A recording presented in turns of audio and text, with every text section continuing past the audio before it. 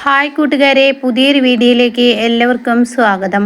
അങ്ങനെ ഒരു തരത്തിലും ദയക്ക് ഉറക്കം കിട്ടുന്നില്ല കേട്ടോ. ദയയുടെ മനസ്സമാധാനം പോവാണ്. ദയ ഇനിയിപ്പോൾ രഘു ആ സ്വർണം പോയി എടുക്കുമോ എന്ന ഉള്ളിൽ ഒരു പേടി വരികയാണ് കേട്ടോ. ഇതേ സമയം ഉറങ്ങാതെ ആ രാത്രി കഴിച്ചു കൂട്ടാണ്. എന്നാൽ ഈ സമയം രഘുവിൻ്റെ ഉള്ളിലാണെങ്കിലോ ദയ പറഞ്ഞതിൽ ഒരു കാര്യമുണ്ട്. അവൾ എന്നെയാണ് കള്ളിയാക്കാൻ ശ്രമിച്ചെങ്കിലും കൂടിയിട്ട് ആ സ്വർണം മാഷിനെ തനിച്ചാക്കി അവിടെ വെക്കുന്ന ഒരിക്കലും ശരിയല്ല എന്ന് രഘുവിനും തോന്നാൻ കേട്ടോ. അപ്പോൾ അതുകൊണ്ട് തന്നെ മാഷിനോട് അക്കാര്യം ചെന്ന് പറയാനായിട്ട് രഘു രാവിലെ തന്നെ അവിടെ നിന്നും ഇറങ്ങുകയാണ് കേട്ടോ. എന്നാൽ ഈ സമയം ദയ ഉറങ്ങാത്തതിനെ തുടർന്ന് മഞ്ചാടി ഇങ്ങനെ ചോദിക്കുകയാണ്, എന്താ ദയേച്ചി ഉറങ്ങാത്തതെന്ന് പറയുമ്പോൾ ഞാൻ പറഞ്ഞില്ലേ രഘുവേട്ടനെ എനിക്ക് സംശയമുണ്ടെന്ന്. കാരണം അമ്പിളി ചേച്ചിയുടെ സ്വഭാവം അങ്ങനെയാണ്, അവരെപ്പോഴാ എല്ലാം കൈക്കലൊക്കെ എന്ന് പറയാൻ പറ്റില്ല, മറ്റു രണ്ട് ചേച്ചിമാരെ പോലെയല്ല എന്നിങ്ങനെ പറയുന്നു കേട്ടോ. അപ്പോൾ ഈ സമയം എന്തായാലും അവിടുത്തെ തീരുമാനം എന്താണെന്ന് അറിയട്ടെ, നമുക്ക് പുറത്ത് പോവാം, ചായ കുടിക്കാം എന്നൊക്കെ പറഞ്ഞാൽ അവർ പുറത്തോട്ട് വരികയാണ്. അപ്പോൾ ഈ സമയം ദയാണെങ്കിൽ കാണുന്ന കാഴ്ച അമ്പിളി ഇങ്ങനെ രഘു പഞ്ചരത്നത്തിലോട്ട് പോവുക എന്നുള്ള ആ വാക്കുകളായിരിക്കും കേട്ടോ. അപ്പോൾ ഇത് കേൾക്കുമ്പോൾ ദയയുടെ മനസ്സമാധാനം പോവാണ്. അപ്പോൾ അച്ഛൻ അവിടെ തനിയാണ്, അച്ഛൻ്റെ വിവരങ്ങളൊന്ന് തിരക്കുന്നത് നല്ലതാണ്, അവിടെ സാവിത്രി ആൻറ്റി ഉണ്ടോയെന്നോ അച്ഛനെ ഇങ്ങോട്ടേക്ക് കൊണ്ടുവരാൻ പറ്റുമോ എന്നൊക്കെ ഒന്ന് നോക്കാം എന്നിങ്ങനെ അമ്പിളി ഇങ്ങനെ രഘുവിനോട് പറയാം. അപ്പോൾ രഘു പറയണേ, ഇനി പറയുന്നത് പോലെ തന്നെ എനിക്കും പോയി നോക്കണം, അമ്മാവിൻ്റെ കാര്യം എന്തായെന്ന് പറയാൻ പറ്റില്ല, അമ്മാവനെ അവിടെ തനിച്ച് നിർത്താനൊന്നും പറ്റില്ല, ഏതെങ്കിലും ഒരു മക്കൾ അങ്ങോട്ടേക്ക് പോകുന്ന തീരുമാനം എടുക്കണം, കാരണം അച്ഛൻ അവിടെ തനിയെ നിൽക്കുന്നത് അത്രയും അപകടമാണ് എന്ന് രഘുവും പറയാനായിട്ട്. അപ്പോൾ ഇതൊക്കെ കേട്ടിട്ട് ദയയുടെ ഉള്ളിൽ വേണ്ടാത്ത ചിന്തയാണ് തോന്നുന്നത്. ഈ പറയുന്നത് പോലെ ഇനിയിപ്പോൾ ആ സ്വർണം മോഷ്ടിക്കാനാണാവോ ഇവിടെ രഘു പോകുന്നത് എന്ന ആ ഒരു ചിന്താഗതിയാണ് കേട്ടോ ദയക്ക് വരുന്നത്. അങ്ങനെ പിന്നീട് ദയ ഒന്നും മിണ്ടാതെ പെട്ടെന്ന് ഭക്ഷണത്തിന് മുന്നിൽ എണീറ്റ് പോവാണ്.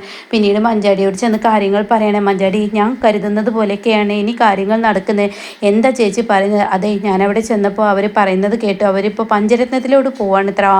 ആ രഘുവേട്ടൻ എന്തിനാ അവരിപ്പോൾ പഞ്ചരത്നത്തിലോട്ട് പോകുന്നത്? അതെ, രഘുവേട്ടൻ പോകുന്നത് എന്തിനാന്ന് നിനക്കറിയില്ലേ? നമ്മൾ ആരും ഇല്ലാത്ത സമയം നോക്കിയാൽ ആ രഘുവേട്ടനും അമ്പിളി ചേച്ചിയും കൂടി ആ സ്വർണ്ണം കൈക്കലാക്കിയാലോ? അത് കേട്ട ഉടൻ തന്നെ മഞ്ചാടി പറയും, ശരിയാണ് ചേച്ചി, ഒരു പക്ഷേ അവരത് ചെയ്യും, അമ്പിളി ചേച്ചിയുടെ സ്വഭാവം അങ്ങനെയാണല്ലോ, അമ്പിളി ചേച്ചി എല്ലാം വെട്ടിപ്പിടിച്ച് എടുക്കാനാണ് ശ്രമിച്ചിട്ടുള്ളത്, അമ്പിളി ചേച്ചി അങ്ങനെയാണല്ലോ എന്നുള്ള ആ വാക്കുകളൊക്കെ പറയുമ്പോൾ ഇനിയിപ്പോൾ എന്താ ചെയ്യുക? ഞാൻ പറയുന്നത് നീ കേൾക്കുമോ? നീ ഇവരുടെ കൂടെ നീ അച്ഛനെ കാണാനാണെന്ന് പറഞ്ഞിട്ട് നീ അങ്ങ് പോകണമെന്ന് പറയാം കേട്ടോ. അപ്പോൾ ഇത് കേട്ട ഉടനെ മഞ്ചാടി പറയണ, അങ്ങനെയൊക്കെ പറഞ്ഞാൽ അമ്പിളി ചേച്ചി ഒരു പക്ഷേ കടിച്ചു തീറാൻ വന്നെങ്കിലോ, അതൊന്നും നീ നോക്കണ്ട, നീ എങ്ങനെയെങ്കിലും പോവാൻ നോക്കിയെന്ന് പറയാം കേട്ടോ. എന്നാൽ ഈ സമയം രഘുവിനോട് ഇപ്പുറം അമ്പിളിയും പറയണേ, നമുക്ക് രണ്ടുപേർക്കും കൂടി പോവാം, അച്ഛൻ അങ്ങനെ തനിയായി നിർത്താൻ പറ്റില്ല, നമുക്ക് പോവാം, അച്ഛൻ്റെ വിവരങ്ങൾ തിരക്കാൻ എന്നിങ്ങനെ തീരുമാനമെടുക്കുകയാണ്. അങ്ങനെ ഇവർ പോവാൻ ഇറങ്ങുന്ന സമയത്ത് മഞ്ചാടി കാണാൻ വരുന്ന മഞ്ചാടി അമ്പിളിയുടെ മുന്നിൽ വന്നിട്ട് പറയാം, ഞാനും ഉണ്ട് നിങ്ങളുടെ, അങ്ങനെ നിങ്ങൾ മാത്രം തനിയെ പോകണ്ടെന്ന് പറയണ്ട. അത് കേട്ട ഉടൻ തന്നെ അമ്പിളി ചോദിക്കും, എന്താടി നീ ആ പറഞ്ഞതിൻ്റെ അർത്ഥം, നിങ്ങൾ മാത്രം തനിയെ പോണ്ടാന്നോ?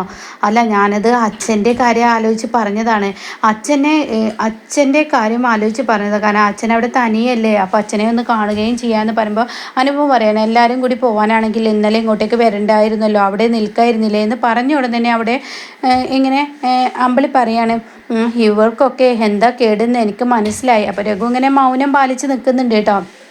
ഇതേ സമയം അവിടെ ദേഷ്യപ്പെട്ടും കൊണ്ട് ചോദിക്കുകയാണ്, എന്തപ്പോൾ ഞങ്ങൾ കൂടെ വന്നാൽ ചേച്ചിക്ക് കുഴപ്പം, ചേച്ചിക്ക് ഇപ്പോൾ രഘുവേട്ടൻ്റെ കൂടെ ഞങ്ങൾ പോയെന്ന് കരുതി ചേച്ചിക്ക് എന്തെങ്കിലും പ്രശ്നമുണ്ടോ എന്നിങ്ങനെ ചാടി കളിച്ച് മഞ്ചാടി ചോദിക്കുമ്പോൾ, നിങ്ങൾ പോകുന്നത് എന്തിനാ എന്ന് പറഞ്ഞ ഉടനെ തന്നെ മഞ്ചാടി പറയാണ്, അറിയാതെ മഞ്ചാടിയുടെ വായിൽ നിന്ന് പറയണേ, എനിക്ക് മനസ്സിലായി, പഞ്ചരത്നത്തിലെ ആ സ്വർണ്ണം അവിടെ ഉണ്ടോ ഇല്ലെന്ന് നോക്കാനല്ലേ നിങ്ങൾ പോകുന്നത്, അതുപോലെ ഞങ്ങൾക്കും ഉണ്ടല്ലോ, നിങ്ങൾ തനിയെ പോയാൽ അതൊക്കെ അവിടെ നിന്ന് പോകുമോ എന്ന് പറയാൻ പറ്റുമോ? അതെന്താ ഞങ്ങൾ എടുക്കുന്നാടി നീ പറഞ്ഞു വരുന്നത്? അങ്ങനെ ഞാൻ പറഞ്ഞില്ല. അപ്പോൾ ഉടൻ തന്നെ അനുഭവം പറയണേ, നീ പറയുന്നതിൽ അങ്ങനെ ഒരു അർത്ഥം ഉണ്ട്, ഇവിടെ ഇപ്പോൾ രഘുവേട്ടനാണ് ഇന്നലെ കാണണമെന്ന് പറഞ്ഞ് ദയ ഉറക്കത്തിൽ നിന്ന് എണീറ്റ് വന്നതും, അതുപോലെ തന്നെ ഇപ്പോൾ നിൻ്റെ പ്രവൃത്തിയും കാണുമ്പോൾ തോന്നുന്നു രഘുവേട്ടനെ അമ്പിളി ചേച്ചി അതെല്ലാം എടുക്കുന്നൊരു തോന്നലാണോ എന്നിങ്ങനെ പറയാൻ കേട്ടോ.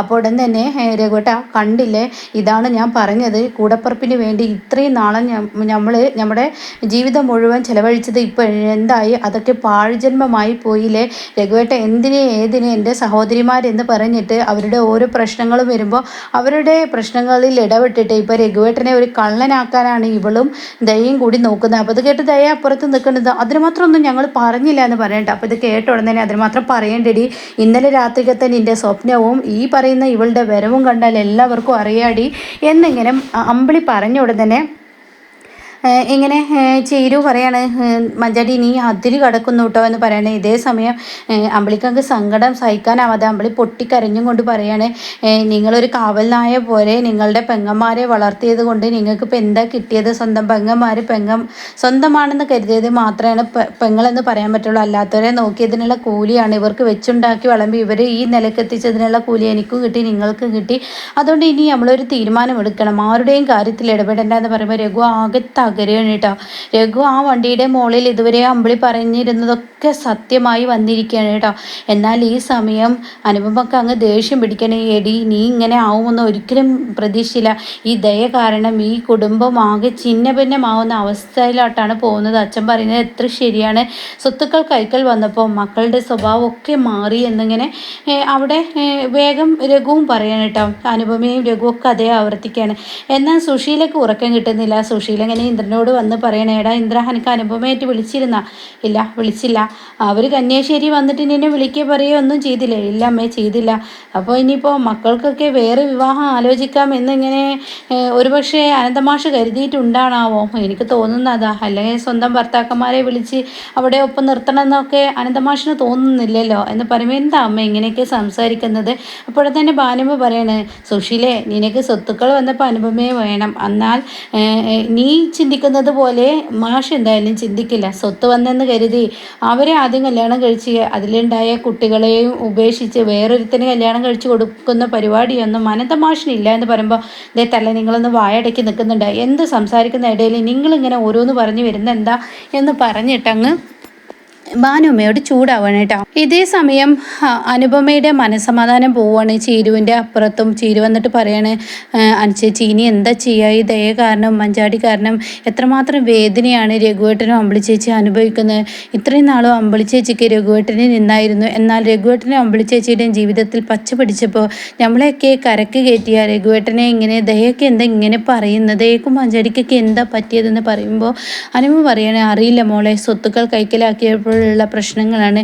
എന്തായാലും ഇവർ തന്നെ ഈ കന്യാശ്ശേരി മനയെടുത്തോട്ടെ, നമുക്ക് ഒന്നും വേണ്ട. പഞ്ചരത്നത്തിലായിരിക്കുമ്പോൾ നമ്മുടെ ആ ഒരു സൗഹൃദം അത് വല്ലാത്തൊരു ഇത് തന്നെ ആയിരുന്നു. പണവും പ്രതാപവും ഒന്നും ഇല്ലെങ്കിൽ നമുക്ക് മനസ്സമാധാനം ഉണ്ടായിരുന്നു. വെറുതെ ഇല്ല അച്ഛൻ ഇന്നലെ ഇവിടെ നിന്നും ഇറങ്ങിപ്പോയതെന്ന് പറയാൻ കേട്ടോ. അങ്ങനെ സ്വത്തിൻ്റെ പേരിൽ കടിപിടി കൂടിയിരിക്കുന്നു. ഇതെല്ലാം ലീല ഒളിച്ചു നിന്ന് കേട്ടിട്ട് തമ്പായിയോട് ചെന്ന് പറയണേ, തമ്പായി നിങ്ങൾ പറഞ്ഞതുപോലെ തന്നെ ഞാനായിട്ടൊന്നും ചെയ്തു കൊടുക്കേണ്ട ആവശ്യമില്ല. ആ ചെറിയ രണ്ട് പെൺകുട്ടികൾ അവർ സ്വത്തിനോടും മുതലിനോടും കുറച്ച് ആർത്തിയുള്ളവരാണ്. അതിൻ്റെ പേര് രണ്ടുപേരും കടിപിടി കൂടൽ തുടങ്ങിയിട്ടുണ്ടെന്ന് പറയുമ്പോൾ വളരെ സന്തോഷം തോന്നാണ് മനസ്സിന്.